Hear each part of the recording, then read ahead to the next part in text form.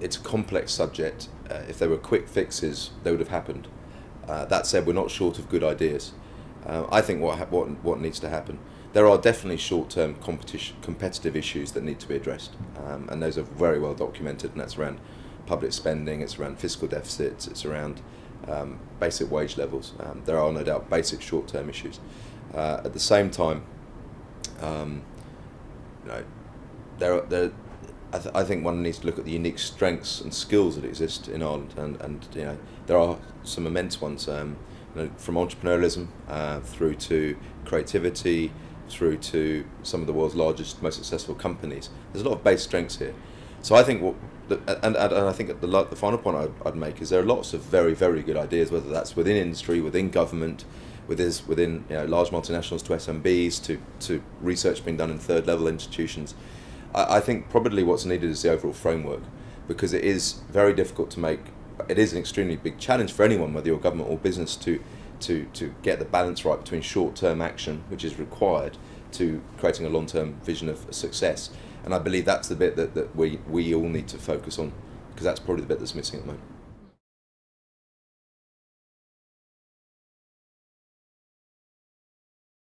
If you talk about it as the way I describe it, it's the basic plumbing. If one believes, which I certainly do, that the future battleground between Western economies is around the digital world, then the basic plumbing is essential. Now, whether that means fibre to every home in the country, whether that means 100 gigabits, I think we've got to be careful you don't get caught by rhetoric. Because actually the answer is no one knows. No one knows in the industry, no one knows in government, no one knows here in Ireland, no one knows actually in South Korea, which is often held up as the... and also there isn't a one-size-fits-all approach due to rural dispersity, economic development, competitive landscape. So it is not a simple question. But that said, if you look at some of the basic statistics, you know, wireless broadband in this country is leading. There is no doubt. One can ask why that is, but it is a reality. Along with Austria, probably on a global stage. In terms of basic fixed broadband, we're not punching as high as we should be. Would be my summary. That said, it's improving, and we have seen rapid improvements over the last couple of years.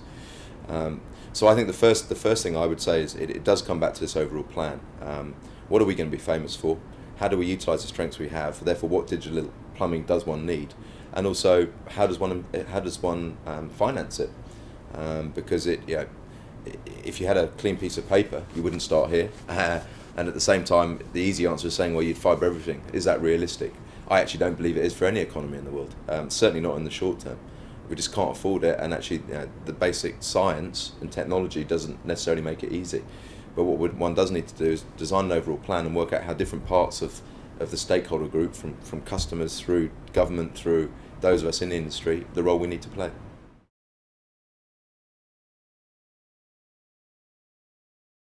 I think the first thing I would say is, in my mind at least, the importance of digital Ireland in years to come should not be underestimated, and therefore we, to come back to that question, do need an overall digital plan for Ireland.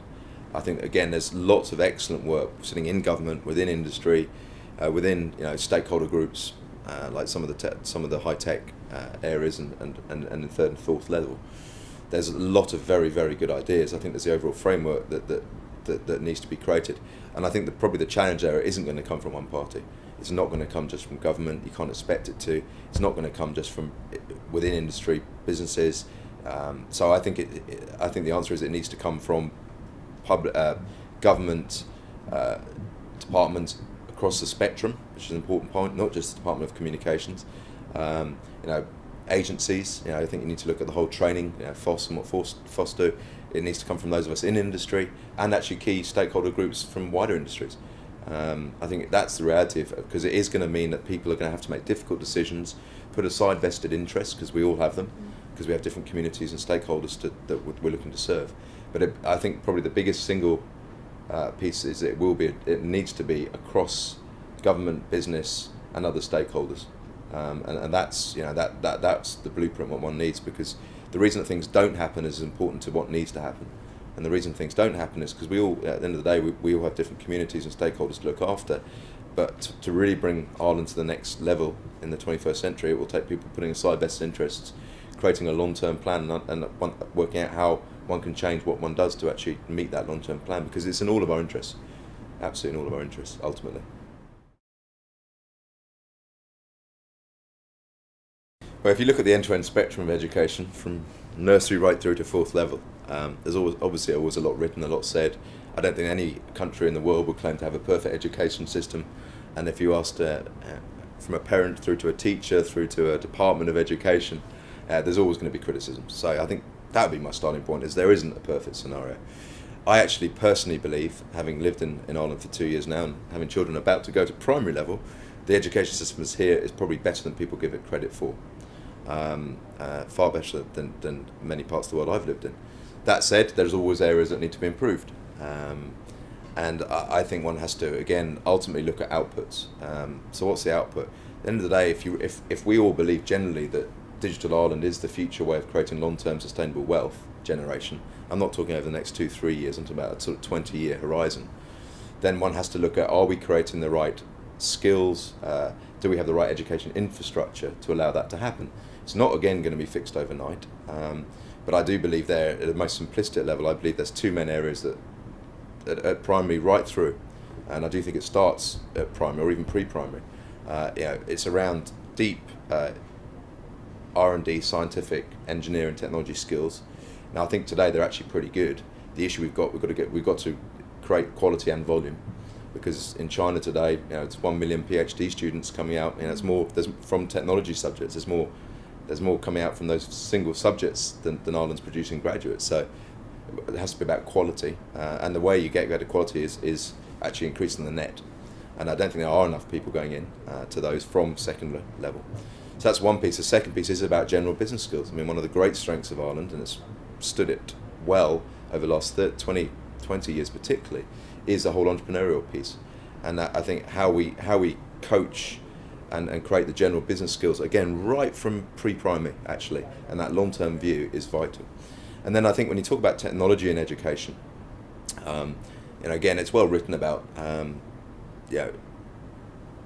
from basic plumbing in terms of broadband right through to laptops and how technology is used in schools. It's probably not first. We probably don't lead the world here. It's not, again, there are some schools that do some excellent things, but understandable reasons why. But it's not just about looking at technology in classrooms. In my mind, it's around how do we look at our technology plan as part of an overall education strategy that will actually change the way we teach. Because I believe there's quite a big macro change going on in terms of how children or young people are actually learning today. I think it's very different to how when I was in the classroom. You just have to watch 3, 4, 5, 6-year-olds and see how they're absorbing and learning. It's completely different to the sort of 40-minute tell scenario, just because of technology advances already. So I believe it's probably not as bad as we all claim, as a lot of commentators say it is. That said, there's always room for improvement, and I think it's around the overall plan, right through from pre-primary to fourth level, to actually support the overall goals of how Ireland's going to create long-term sustainable wealth. To predict the future, and maybe I'll just come up with a new quote here, but to predict the future you have to look at the past, I believe. And Ireland has massive strengths, and in times of doom and gloom one often forgets that. That comes from many levels, but certainly from my observation as someone who's been here 2 years, the natural strengths, geographical location is a strength. With the global trend of connectivity and globalization, despite short-term protectionism, that will remain a strength, but it could become a weakness if we don't get the digital agenda right. So natural geography, actually, it can be a strength in terms of footway from the States into Europe, and natural trading port for around the world. That's that.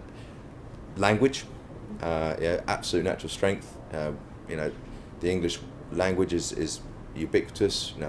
The only natural English-speaking country in the Euro, natural strength. And actually, let's not also hide the fact that the Irish, if there isn't one single accent, but the Irish accent as a whole is perceived incredibly well from English speakers. Another strength in my mind. And then in terms of the other big strength I would call out is the entrepreneurialism.